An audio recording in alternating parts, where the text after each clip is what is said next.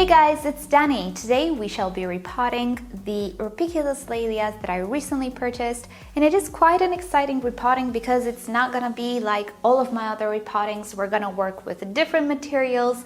We are going to revive some old friends. You're gonna see what I'm talking about, because the orchids we're dealing with today are somewhat special. Rupicolous Laelias are rock dwellers, they're lithophytes, and they live in very specific environments.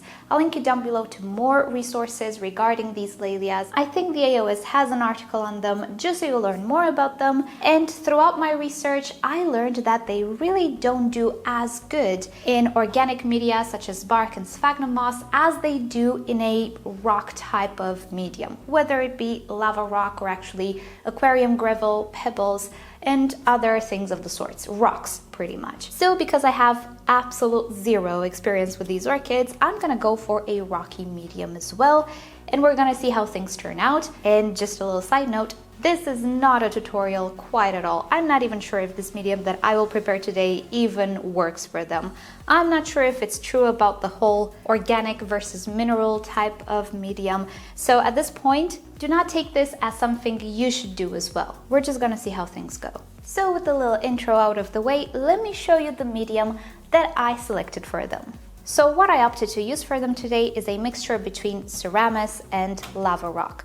The Seramis has some pebbles in it. I was a little bit too lazy to pick up the pebbles from it. I had to pick up the leca from it. But they're inert. I used them before. I tested them before. They're not gonna do any damage. They're just gonna be there, but they don't necessarily have a purpose. So at this point, I'm sure that some of you are like, what the heck is this material?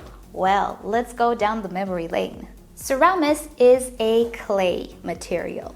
It is kind of similar to leca, but it is processed and manufactured in a very different way, and also it has very different properties.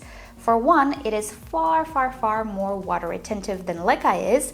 It has a different shape, it is much more porous, and it is inert. As you might already know, the leca that I find here in my area raises pH a lot. So I always had to prepare the water, had to use an acid to lower the pH, and I got tired of that. Well, Seramis doesn't actually do that because it is processed differently. I used Seramis about 3 years ago. I'll link you to some videos down below to my experience with Seramis. Many of those videos speak about the positives of Seramis because it is, for all intents and purposes, quite an innovative and really good medium for orchids. However, it's not all good with this guy, so I'll brief you really fast through the whole resume of my experience with Seramis. One thing that I do actually have a video on, and I will make sure to link you to all of these videos down below, is the fact that Seramis attracts algae like a magnet. It stays very moist if you're keeping up with watering, so it does promote algae, and in no time you can have a mat of algae on the top of your pot if you're only using Seramis. And as you might know, I don't like that because excessive algae can actually damage root tips. So that was one issue that I had with it. But if Seramis is not kept always moist, and particularly if it's used in a combination with bark such as this, it will not attract algae. But this is a phalaenopsis. It doesn't need to stay moist all of the time. But I did have orchids which did, such as the Miltoniopsis or the Paphiopedilums, and with those I had major algae issues. So even though this material is perfectly fine in a combination for a Phalaenopsis or a Cattleya, it can perform absolutely different in a different combination, of course.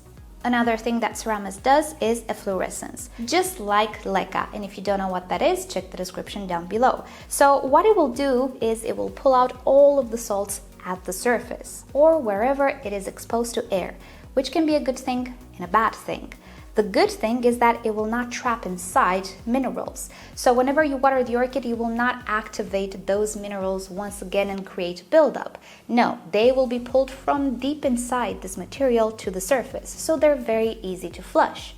The downside is you will have to flush pretty often because on the surface, again, you will have a lot of efflorescence, which in moderate quantities is not an issue, but excessive efflorescence and excessive salts can actually damage roots. So you need to keep up with the flushing. So pros and cons, as you can see. It is true that Seramis holds a lot of water. I think it holds its weight in water, and I do have a video showing you exactly how wicking and how water retentive it is. However, it loses that water just as fast because it is very porous. Just imagine a clay pot, you wet it and then you put it out in the air. It's gonna dry within the hour if it's warm enough. Same with Seramis. So I needed to be careful how frequent I watered it, and being that at first I combined it with clay pots, oh, that was not a good idea. In this climate, it dried so fast. So it wasn't really working with the quantity of orchids that I have and with my lifestyle. And the thing that topped it all and made me go like, stop, I don't want to do this anymore, is the fact that it clogs sinks. When you're gonna purchase Seramis, you will need to rinse it because it's practically a brick. Through friction, it sheds. It produces, oh, you can see on my fingers, a very fine dust. Do you see it here? Well, this is a solid dust. It mixes with water, but it does not dissolve in water. And that dust, my friends, will accumulate if you have a big collection. And yeah, I got my sink clogged because of this dust, because it is heavy and it does deposit. Now, if we're gonna rinse a small quantity, it's absolutely fine, but can you imagine I have hundreds of orchids, I had to rinse the equivalent of 200 orchid pots or something? So yeah, that's when troubles begin. And that kind of topped it all off for me, and I just gave it up because I had enough. You can reuse this, absolutely, but you will need to boil it or sterilize it in any way, and then you will need to rinse it again and again and again because it will always and forever shed. Having all of my collection in Seramis? No. But having a few orchids with a mixture of Seramis, that sounds like something I can do. Lava or volcanic rock is a natural mineral. And bonus, it would appear that it is rich in iron. And one thing that these Laelias have in their natural habitat is high amounts of iron. Now I have a lot of lava rock, I have a whole bag on the terrace that I don't actually use with anything, but I do find it suitable in the combination for this Laelias. I will mix it with the Seramis, but also I will use it as a top layer because lava rock is not as prone to algae and deposits as Seramis. And even though it is kind of abrasive, I find that thick-rooted orchids don't necessarily have an issue with lava rock. The thin-rooted orchids, such as the oncidiums, kind of do, but these orchids seem to have quite robust roots. So we'll see how it goes as a top layer. I would much rather not have algae and deposits, but if it doesn't work out, I can always switch it to a layer of gravel or pebbles.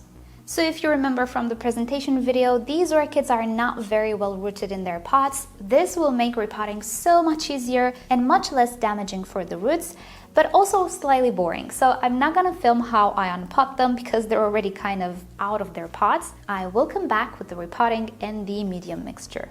And there's actually no point in worrying about root damage because this orchid didn't actually have too many roots. I still sprayed hydrogen peroxide, especially on the rhizome and whatever roots it had, because I really don't want to risk any snails. Alrighty, so now let's prepare the mixture. I'm gonna prepare it in the pot directly as we go, rather than mixing it in a separate dish. So I will start at the bottom with a layer of Seramis because it is very wicking, and I'm just realizing that I didn't actually tell you why I chose Seramis over, let's say, pebbles or sand or gravel or whatever other mixtures that other people might use. Well, it's because of its water retention capabilities. You know, my environment is very hot, so I really don't want to overdo it with watering, and I'm sure Seramis will help me out a little bit.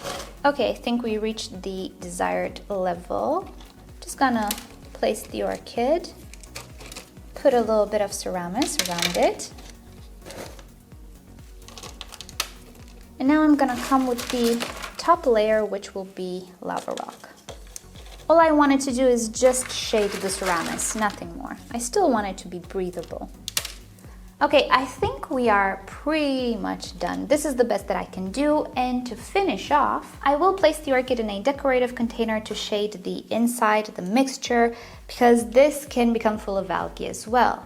Now, these orchids, as far as I know, are not supposed to be wet all of the time. They don't actually need that, but considering that I used quite a lot of Seramis here, I still want to play it safe. I still don't want algae. So I'm just gonna place my orchid into the decorative container and maintain the shade. Okay, so I'm gonna do the next ones. If I find something interesting, I'm gonna show you. If not, we're gonna come back with some final thoughts and also some ideas about caring for them. And here we have them. My Laelias are potted. I was kind of sad to see that some of them really have no good roots. This one, and I think the one in the back, I don't think I found any good root on them. Most of them, though, do have some roots, so that will keep them hydrated. And as far as the medium goes, we'll just have to wait and see how things go.